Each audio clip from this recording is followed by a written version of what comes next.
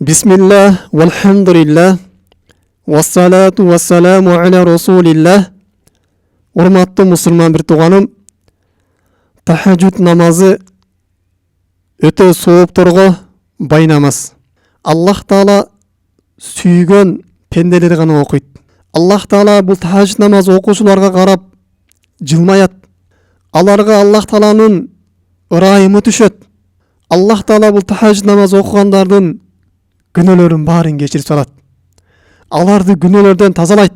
Бул тахажжуд намаз окугандарды кыямат күнүндө кабыр азабына дагы, кабырдын караңгылыгына дагы таштап койбойт.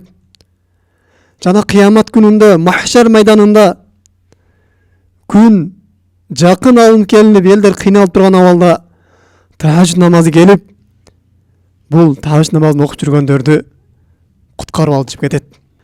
Жана ошондой тахажжуд намазы бул инсандарга шафаатчы болот. Тахажжуд намазы инсанды бул дүйнөдө күнөөлөрдөн кайтарып коргойт. Ошондуктан пайгамбар саллаллаху алейхи ва саллям валау халабу ша, силер бир койду саап бүткөнчөлүк мөөнөткө болсо дагы туруп тахажжуд намазын окугула деген. Бул тахажжуд намазы инсандын жүрөгүнө рахат берет. Анын Аллах Таалага болгон сүйүүсүн күчөтөт. Акыретке болгон ынтылуусун, бейишке болгон сагынуусун дагы көбөйтөт. Мына ошондуктан пайгамбар саллаллаху алейхи ва саллям бул нерседе өзү бизге өтө чоң үлгү болуп берген. Айша энебиз айтат, пайгамбар саллаллаху алейхи ва саллям тахажжуд намазын таштабайт эле. Алейкум бил кыям, тахажжуд намазына бекем болгула. Пайгамбарыбыз ооруп калган болсо дагы бул намаз таштабайт эле. Ооруп калган күндөрү дагы түндөсү туруп, отуруп алып, ушул тахажжуд намазын окуйт эле дейт. Албетте пайгамбар саллаллаху алейхи ва саллям тахажжуд намазын таштаган эмес. Пайгамбар саллаллаху алейхи ва саллям түндөсү туруп, кадамдары жарылып, кадамдары ишип кеткенге чейин окуган. Ошондо Айша энебиз жана дагы башка сахабалар көрүп, "Я Расулаллах, Аллах Таала сиздин өткөн күнөөңүздө дагы, келерки күнөөлөрүңүздү дагы кечирип жиберген болсо, мынчалык өзүңүздү кыйнап түндөс туруп намаз окуйсуз" дегенде пайгамбар саллаллаху алейхи ва саллям "Афала кун абдан шакуран", мен Аллах Таалага шүгүр кылуучу пенделерден болбоймунбун деп пайгамбар саллаллаху алейхи ва саллям ушундай тахажжуд намазында бизге эң чоң үлгү, эң чоң көзгү болуп берген. Бизде урматтуу мусулман бир тууганым, бул тахажжуд намазына аракет кылышыбыз керек. Тахажжуд намазын окуп жүргөндөргө Аллах Тааланын кыямат күнүндө азабы болбойт. Аллах Таала бул пенделерди эсеп кысапка албайт. Анткени булар Аллах Таала сүйгөн пенделер болот. Аллах Таала өзүнүн сүйгөн пенделерин азапка душар кылбайт. Пайгамбар саллаллаху алейхи ва саллям хадис келет: "Саласатун юхиббухумуллаху ва ядхаку илейхим". Аллах Таала 3 түрдүү адамды жакшы көрөт, жана аларга карап жылмаят дейт. Аллах Таала кайсы пендени жакшы көрө турган болсо, ага эсеп кысап болбойт. Аллах Таала кайсы пендеге жылмая турган болсо, бул адам азапка душар болбойт. Анткени башка хадисте, сахих хадисте пайгамбар саллаллаху алейхи ва саллям айтат: "Мен дахикаллаху илейхи лам юазибуху абад". Аллах Таала кайсы бир пендеге карап жылмая турган болсо, күлө турган болсо, анда ал пенде эч качан азапка душар болбойт. Аллах Таала ал пендени азаптабайт дейт. Мына ошо Аллах Таала жылмая турган, Аллах Таала жакшы көрө турган 3 пенденин бирөөсү бул ким дейт? "Валлади лаху имратун хасанатун ва фирашун лайюнун хасанун". Анын аялы бар дейт. Жана жылуу төшөгү бар дейт. Мына ошол экөөнү таштап, фаяқуму минал лайл, түндөсү Аллах Тааладан коркуп, бейишти эңсеп, тахажжуд намазга туруп, тахажжуд окуйт дейт. Өзүнүн шахват, нафсыларынан алыстап, түндөсү тахажжуд намазга турат. Мына ушул пендени Аллах Таала жакшы көрөт. Мына ушул пендеге Аллах Таала жылмаят дейт.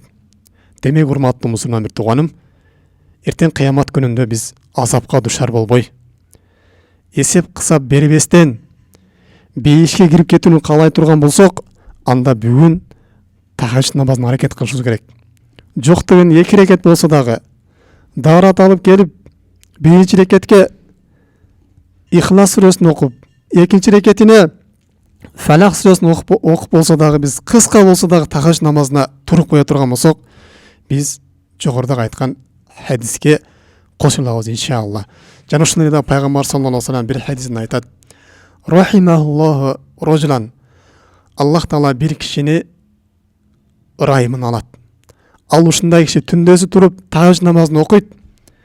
Кийин айкода имратаху фасаллат.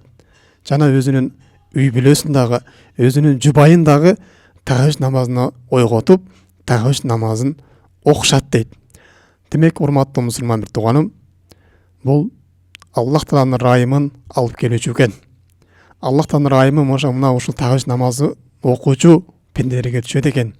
Өздөрү окуп, жана үй бүлөлөрүнө үйрөтүп, үй бүлөсүндө ойготкондорго Аллах Тааланын райымы түшөт экен. Жана ошондой эле пайгамбар саллаллаху алейхи ва саллям дагы башка хадистер келет. Алейкум қиямул лайл. Силер тахажжуд намазына бекем болгула дейт. Фа иннаху дабу солихина qablакум.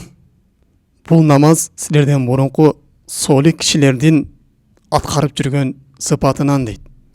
Бизден мурунку кандай гана пайгамбарлар келбесин, кандай гана солих, таква кишилер келбесин, мына ошолордун сыпаты, момундардын сыпаты, Рахмандын жер бетиндеги пенделердин сыпаты, булар тахажжуд намаз окушат.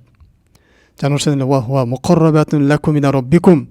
Силерди Роббуңарга жакындатуучу. Ва мукаффаратун лисайатин. Жана жасаган күнөөлөргө кафарат болуучу. Ва манхатун анил исм. Жана күнөөдөн кайтаруучу деп пайгамбар саллаллаху алейхи ва саллям айтат. Албетте, урматтуу мусулман бир тууганым, бул тахажжуд намаз инсанды күнөөлөрдөн кайтарат. Ар кандай бузук иштерден тыят, инсандын жүрөгүнө нур толтурат. Аллах Тааладан уялып калууну алып келет. Кандай бир иш аткарар алдын Роббум бар деп, Аллах Тааланы эстеп, анын жазып турган, анын аткарган иштерин жазып турган периштелерди эстеп, алардан уялып күнөөдөн тыйылууга бул тахажжуд намазы эң чоң сабак берет. Башка бир хадистерде бир сахаба келип пайгамбар саллаллаху алейхи ва саллямга: "Я Расулаллах, bir адам бар түндөсү урулук кылып келип, артынан тахажжуд намаз окуп коет" дейт. Ошондо пайгамбар саллаллаху алейхи ва саллям: "Аны жөн койгула, ошол тахажжуд намазы андан кайтарат" дейт. Демек, урматтуу мусулман бир тууганым, бул тахажжуд намаз окуштук бизди күнөөлөрдөн тыйылуубузга дагы жардам берет экен. Жана ошондой эле пайгамбар саллаллаху алейхи ва саллям бир хадис келет. Бул инсандын кыямат күнүнө бейишке кирүүсүнө эң чоң себепкер болот. Жана ошондой эле бейиште да кирген кезде эч бир кулак укпаган, эч бир көз көрбөгөн, эч бир жан жыттап көрө элек рахат, жыргалчылыктарды Аллах Таала берет. Башкаларга бербеген орундарды мына ошол түндөсү туруп тахажжуд намаз окугандарга берет. Пайгамбар саллаллаху алейхи ва саллям айтат: "Соллу биллайли ван наси ниям." Силер түндөсү адамдар уктап аткан кезде туруп намаз окугула. Тадхулул джанната бисалам. Силер бейишке тынч, эсен аман кирип кетесиңер дейт. Жана ошондой урматтуу мусулман бир тууганым, бул тахажжуд намазы кыямат күнүндө пендеге шафаатчы болот. Анын кабырында нур болуп, мына ошол жерде дагы бул тахажжуд намазы шафаатчы болот. Мындан сырткары дагы тахажжуд намазы тууралуу келген хадистерди, аяттарды айтып бере турган болсок, аябай көп. Биз тахажжуд намазын аракет кылышыбыз керек. Ар дайым аны таштабастан аткарып жүрүүгө тырышыбыз керек. Жок дегенде аны аткара албай турган болсок дагы түндөсү жатаар алдын ниет кылып болсо да жата турган болсок, анда бизге тахажжуд намазы окулду деген сооптор жазылат.